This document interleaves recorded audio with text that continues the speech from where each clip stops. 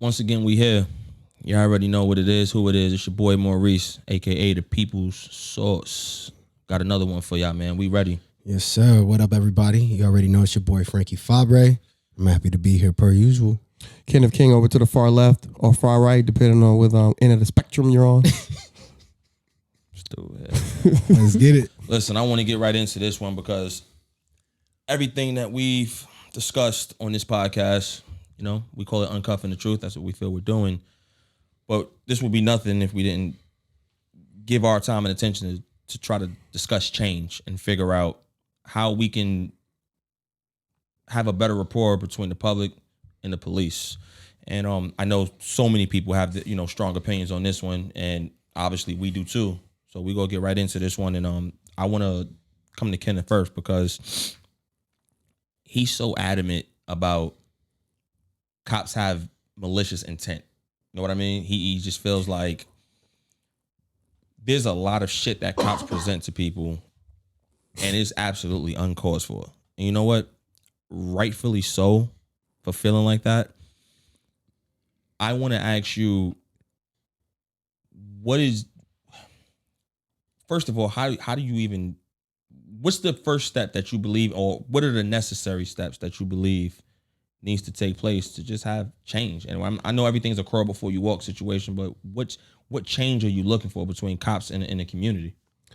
Establishing trust and removing fear. And we talk about this many times.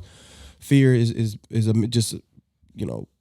misunderstanding of what a misinterpretation of what you think you understand, or being afraid of something that you don't understand. It's just fear. It's just the unknown. And I think that conversations that can be had either during arrest, prior to arrest, after arrest, or preventing arrest, could be the first grain that sparks that change.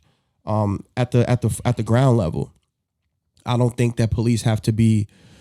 I don't think police have to be therapists. I don't believe police have to soothe your stroke your ego or soothe your fears or shortcomings. But I do think a clear understanding of why they're there, a clear correction of why you may think they might be there. I'm not here to take you to jail. If I have to take you to jail, I have to take you to jail. I'm here to do my job. Right. You gonna let me do that? Verbiage is so important. The way you speak to someone is so important. Respect is paramount. Couldn't agree more. And moving forward in a positive direction. And that's why I feel like police, they have to have a heightened level of that. They have to have a heightened ability to being able to manage their emotions. Right. As a civilian, if someone spits on me, well, I'm probably the wrong example because I'm extremely slow to anger. But if someone spits on me, I hear people say, oh, well, of course you're going to react that way. Well, yeah, us, fine, we'll take that. But if someone spits on a cop, he still has to be a cop. He still has to be a cop. You're still an officer. Take him to jail. Don't slam them on their head and break their neck. So I feel like situations like that becoming less frequent is going to be moving in the right direction toward change, if there ever could be change. But I guess to shorten it, respect and understanding of each other's truths in a nutshell. 100, I believe. I feel you. I think definitely having a level of control over yourself is a big part to it. I think cops need to 100% realize that just because you have that uniform on doesn't mean you're always right. You don't have to feel like it's so necessary to assert your dominance. Yep. Like, take some of it off. It's okay. Like, you can appear to just be a very calm, cool, collected individual. You don't have to instill fear in anyone. You know what I mean? I definitely think that's a big one. Trying to instill fear in people. It's not that serious. Most people, they obviously see what you're wearing. They know you're the authority figure there. Yeah. Everyone gets it. All people are looking for is respect me as an individual. How you want to be dealt with, that's exactly how I want to be dealt with. Don't try to instill fear in me. You know what I mean? I called for a reason. I'm already scared enough. I mean, everyone fears the unknown. You know what I mean? So I should feel comfortable with our interaction. I shouldn't have to second guess whether or not I even want to call you or not. You know what I mean? So let's get off this high horse. Let's get off this pedestal and stop all the fear tactics. It's not necessary. Yeah, I think a reason why it's easy for police officers to assert their dominance also comes with civilians' lack of understanding what the rights are. Right? Somebody who can easily be on a high horse can do that simply because you don't know your rights. Mm-hmm. It's easy for me to show that I'm more superior than you because of your ignorance. If it appears you don't know what you're talking about. It appears I don't know what I'm talking about. And so I think change also needs to start with us. Yeah. With knowing our rights. But every person shouldn't have to be a paralegal to feel safe. Right. But at the same time, I think that that's necessary for us to know our rights, because then what that does is it puts us in a position to legally also keep you accountable to upholding the law in those moments. Mm-hmm. Most people don't know the law. I didn't know the law at all until I started to look and learn for myself. And then I knew, okay, certain things I know I can hold to, right, that I can be rooted in these moments and in these encounters with officers. Mm-hmm. So I think that that's another one. And I'm saying that because you can see it time and time again on many videos when somebody who does know their rights, that officer kind of got to check himself. They hate that shit. Shit, I've also seen videos where the person was extremely transparent and knowing exactly what the law was, and cop still was like, motherfucker, like, right, like you ain't in uniform. I am. Right. You can stop with the law lesson here. I'm here. You're gonna listen to what I have to say. Right. You know what I mean? That's where I feel that fair tactic comes in the role. But the majority makes the rule, mm-hmm. and the majority of people don't know mm-hmm. their rights like that. But imagine if a majority of people did. Right. I, for myself, you make a person think twice. 100%, because even if you're being watched by the public as well, right? You're being watched by the public, and so if me, a civilian, sees another officer breaking a law that's against our rights as civilians, I'm a witness to a crime. I'm a witness to a law being broken. Sure indeed. Report it. Report. And so accountability skyrockets. But obviously, as you mentioned, the ones that we do see, which is not the majority, right? Like the same way, I would say a majority of cops aren't bad cops, but I would say that there's enough that clearly indicate that there's an issue. Right. Right. Especially in higher ranks, because like I said in the other podcast, what a leader allows in moderation or does in moderation, followers do in excess. You know what I'm saying? So I think one of the steps that's necessary is us as people, we need to learn our rights.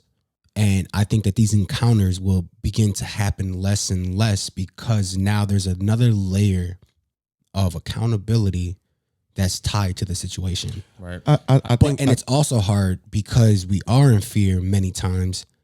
And unless we really know the law, it's hard to articulate that without fumbling and then looking like you don't know what you're talking about. And that's what I say. I don't think that every person shouldn't have to be a paralegal or know every statute in the town they live in. I mean, I think basic rights you should know, but you certainly should. You should just be informed. Like, you should read a fucking book and get off Instagram. Like, they should teach that in schools. Actually, I agree 100%. But I also think, I touched on this before. I think there has to be more of a respect and appreciation for what good cops do, what they have to go through, what they deal with on a day-to-day basis.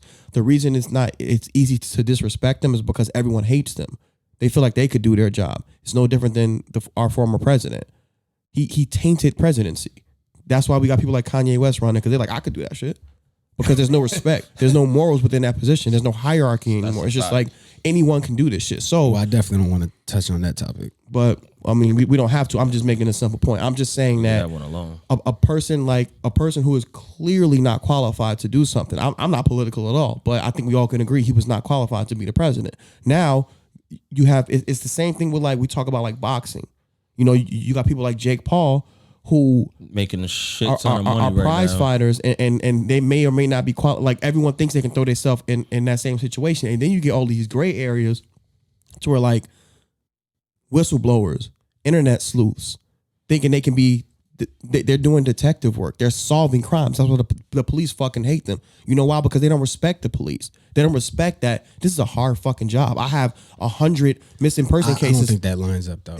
How doesn't it? I think it does. How doesn't it? I'm saying that whistleblowers, I don't think that lines up, because the reason that they're doing that is because they don't respect that. Because they don't trust. Right, but that trust and respect go hand in hand. Absolutely. So if I don't trust you, it's going to be hard for me to respect you. So to qualify what you're saying, it would first mean I would have to at least have a certain level of trust. And that's what but you're making my point. I'm saying that we're discussing now how you can establish that trust so people don't feel like, you know what, this lady that lives across the street from me has been missing for 30 days. And from what I see sitting from my computer, they're not doing their job. I don't respect that. I don't trust they're doing their job. And that person with no real training of forensics, crime scenes, think they can be a cop, and they do it all the fucking time. I thought you were talking about real whistleblowers, not no goofies. No, I meant like sleuths more. And with that, what he okay, just because said, a whistleblower is like different. I apologize. They really know what. That's how they became a whistleblower. Right. I meant like internet sleuths or like vigilantes. You know, those people exist because they don't trust law enforcement. So if there's a more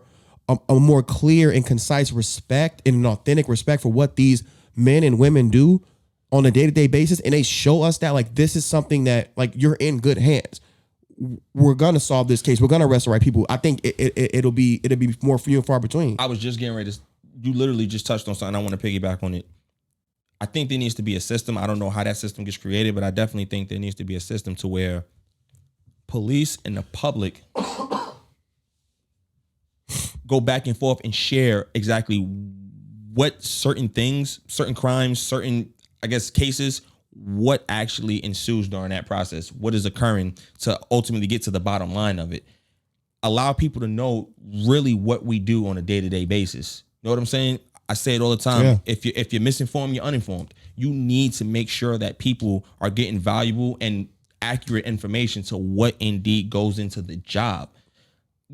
That's why we here. You know what I'm saying? They get so caught up in just giving people these real vague answers and what's going on. And, you know, this is an open investigation, so we're not going to touch on. I get all that. People want to be informed. People want to know what is the initial thought process and how do cops get from point A to point B. There needs to be something in place where police and citizens are having contact to where they are getting a full understanding of what it is that cops do on a day-to-day basis. And even something as simple as a traffic stop. I mean, to advocate for the good old boys in blue, like, and people are going to say, well, that's rare. I don't care how. If it happened once, it can happen again. Imagine what a traffic stop entails. You pulled someone over because they did some weird shit pertaining to their motor vehicle. What if that's just the person that person wants to die and wants to kill someone? You don't know what you're walking up to on that car. They say traffic stops and domestic violence are the two most dangerous things to go to. That would be terrifying to me because it's a low leverage situation. So maybe your senses aren't as heightened. So I never get bent out of shape when cops come up to me in a certain way. They don't fucking know me from a can of paint. They don't know if I'm related to Charles Manson in some way and I just want to blow your fucking. They don't know. So I think that we need to respect that, but they also need to respect our side of the coin. Mm-hmm. I'm scared of you. We scared of each other. You scared? I'm scared. It's just like meeting a stranger. Only that stranger has the power to blow my brains out. I don't necessarily have the power to blow your brains out. In certain situations, give or take. I mean, I'm being a little harsh, but it's the truth. So generally, and I always say fear and respect go hand in hand. The reason why I say that is because you wouldn't just walk straight up to a line and invade their privacy and their space. You obviously know that lion might eat the shit out of you. Some people do it. You know what I'm saying? Hey, buddy. Right. You know what I mean? So my thing is, if you fear something, respect it. Try to gain the knowledge of it. Therefore, you don't need. There's no longer a need to fear it anymore. Yeah, but I think comparing lions and cops. Well, I'm just maybe that's a great saying, right. I'm just saying when you. So my thing is, if I fear you how I fear a lion, there's something missing. Well, Something's missing. What I'm saying is, I should not be fearing a cop I made that analogy because what I'm saying is, if you knew that a lion most likely would not want you in its space because obviously it feels like you're getting ready to be a threat to it, you're gonna respect that lion's space. Therefore, it wouldn't pursue you and attack you. As long as you're giving that lion its space, it's going to make sure it stays away from you. Just don't invade their space. We don't want that though. No, what I'm saying is, I hear what you're saying. In terms of respect, give yourself the information. My thing is, but I don't respect cops because of my fear for them. I respect cops because of them doing their job correctly, right, and but efficiently. That's what I'm saying. So take the fear and allow that fear to allow you to want to gain the information pertaining to why cops do things a certain way. I think he's saying like your fear should check you in a way. It's kind of like fearing like everyone should have a little bit of fear of their parents. Not like our generation. We grew up, I was terrified.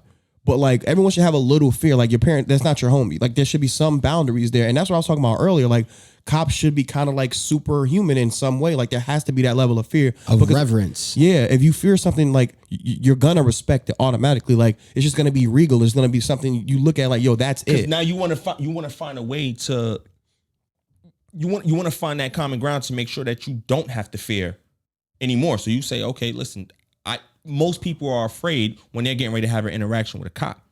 Now people have questions behind that. Is it something that I'm doing wrong for why you are afraid? So now that conversation ensues, and now when you give the person the information on maybe why a cop is always so on edge, and you're able to articulate for why cops are always on such heightened alert, a person might take that and say, well, you know what? I never thought about it like that, and I do understand that theory. I don't know. I have no reason to be afraid anymore.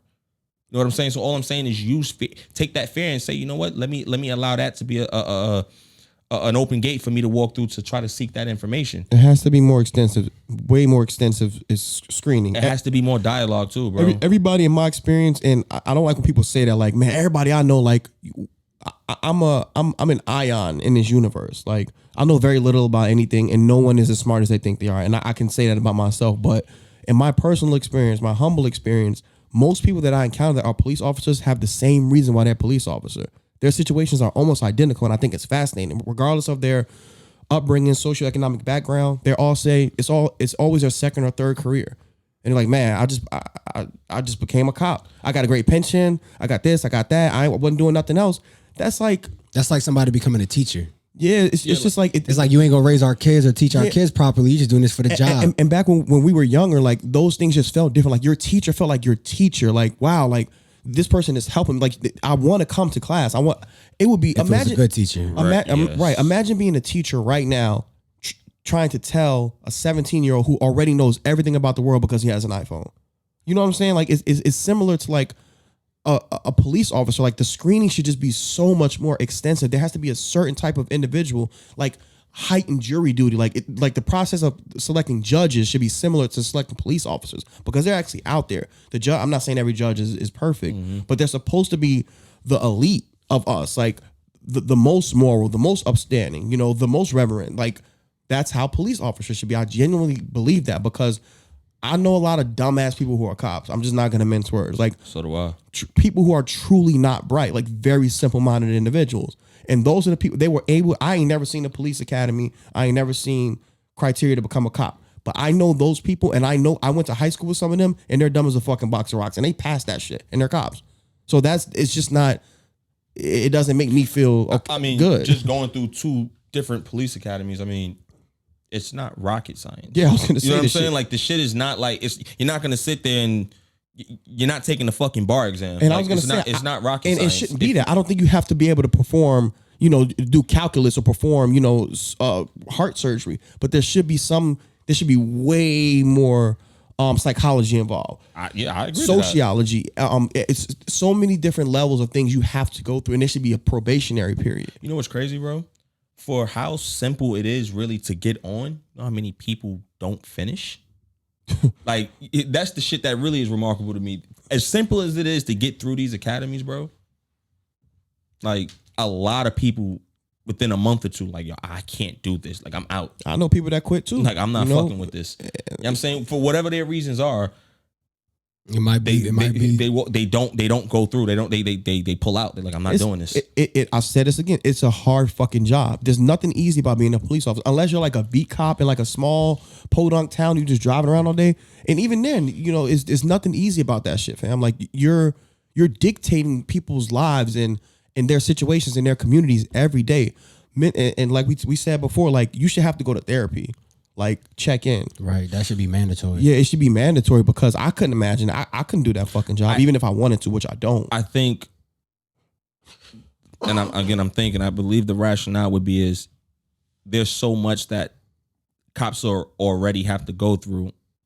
If we put them through any more, they fuck around and really walk off the job. And it's like we need to make sure we try to at least keep it to where we're not putting too much on their shoulders for them to still have some type of interest in the job due to the fact that they are dealing with other people's problems all fucking day. How old do you have to be a cop? 21. 21. 21. Some departments have like an age limit on it. No more than 35 at the date of hire. What? Yeah, there's some departments that do that. You can't be older than 35 at the date of hire. Wow. So, I would like to see that elevated to at least 25. At least, like the qualification to get on to be 25. Minimum, be able to be 20. Like how we was just talking about, the NFL. Like you can't go to the NFL out of high school. Out of high school. You can't. I don't know if that's a job you can do. Like at 20. I mean, obviously people do it, but that's just too young to be. It is, and I told you, bro, on our previous shows, I told you that I think a lot of this shit and why a lot of incidents happen is because you have a person on the job who lack life experience. They haven't went through enough to truly understand how a person, is feeling and what they're going through. There's not enough there. They didn't go through enough to figure to understand how to approach a situation. And it can't be on the job experience. It can't be like, well, I did this shit last week. Right. Well, shit. This is what I guess I'm gonna learn now about doing a job. No, it's way too late. You're already here now, and you're supposed to perform and at its highest level to make sure people are secure with your presence and you doing this job for them. You know what I mean? So I definitely think 21 years is not a good age to let a person get on this job. I think I'm gonna go with my cousin on this one. Like 25 and older needs to be the age limit. Yeah, because that gives you a little. That gives you a little. Some if leeway, you did go to college, post college right? Stuff. You probably worked 2-3 jobs already. Just do. And I'm not saying everybody got to be completely equipped for perfect for everything they do, but there has to be so much more criteria to be policing people, like putting people in handcuffs in a car and transporting them to the building that is going to fuck up their lives. You at least got to be able to have seen some shit in your life to put me in that position, because that's heavy. You don't know how to fathom those handcuffs are heavy in your life. You're not old enough. You know what I'm saying? And I'm not saying shit can't happen at a young age to a person, and that might have been a situation in their lives where they were able to bounce back from it and learn from it. But again, man, I'm in belief that most of the issues that happen with cops in the community is based off the lack of life experience that the person has. Dude, when you guys take a test or like an assessment, do they have certain questions that they ask? Like, when you get a job, how would you handle this or how would you handle that? Of course. But obviously, people who are taking those tests to potentially become a cop know I have to answer this a certain way. So even if there's an answer that they see that they really feel like that's probably what I would really do, they're not going to put that down, obviously, because they know that should have probably get them disqualified. So it's like, I'm going to answer this the way I need to answer it to ensure that I make myself appear to be a very coherent individual and understand what's going on around me at all times. Right. You know what I mean? I think one of the big things, and just it's pretty much all I have to say about that particularly, is cops just need to be in more therapy.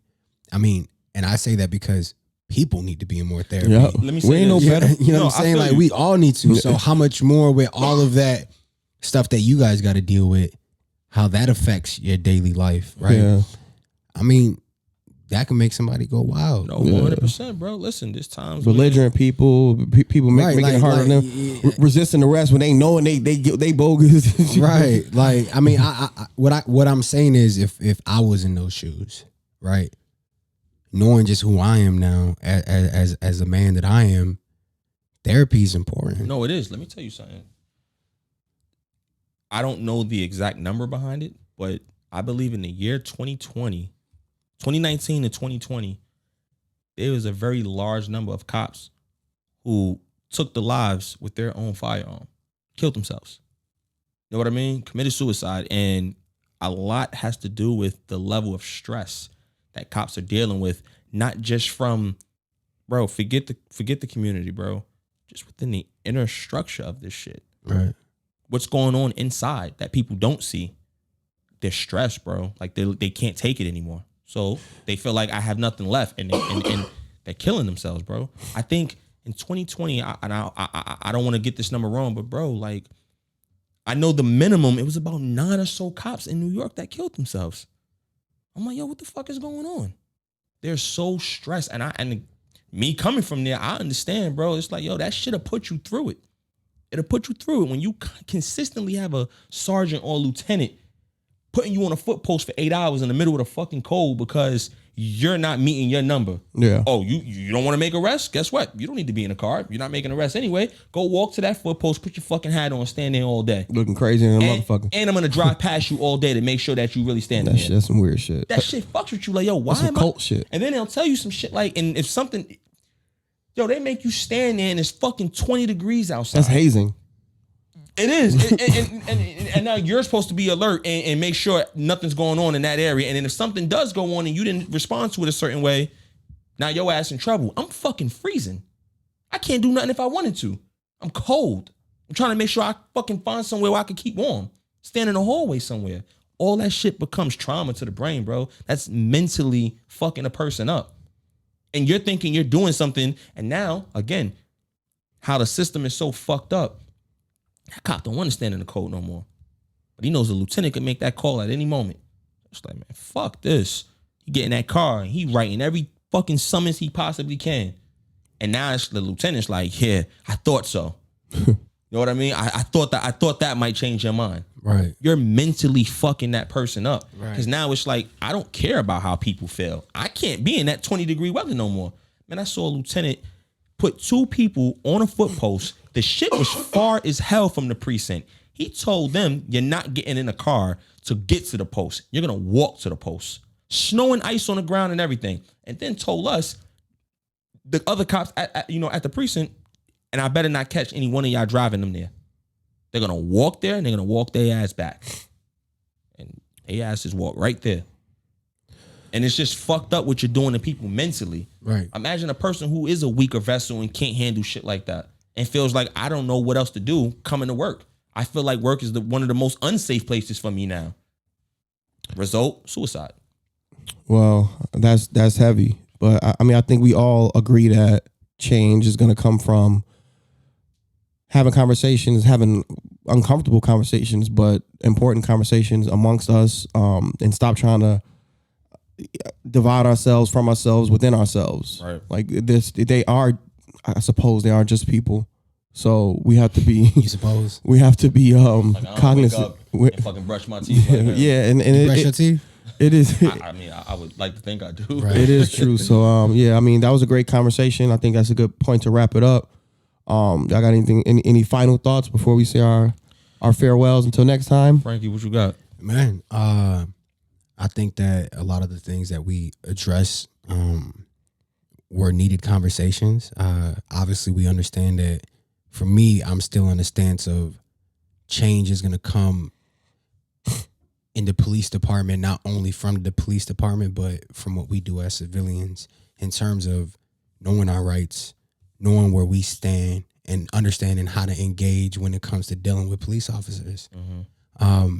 And that in itself will allow us to be more confident because we understand what it is that we can do and cannot do. Right. Versus finding that out the day that we get pulled over or stopped by you. Right.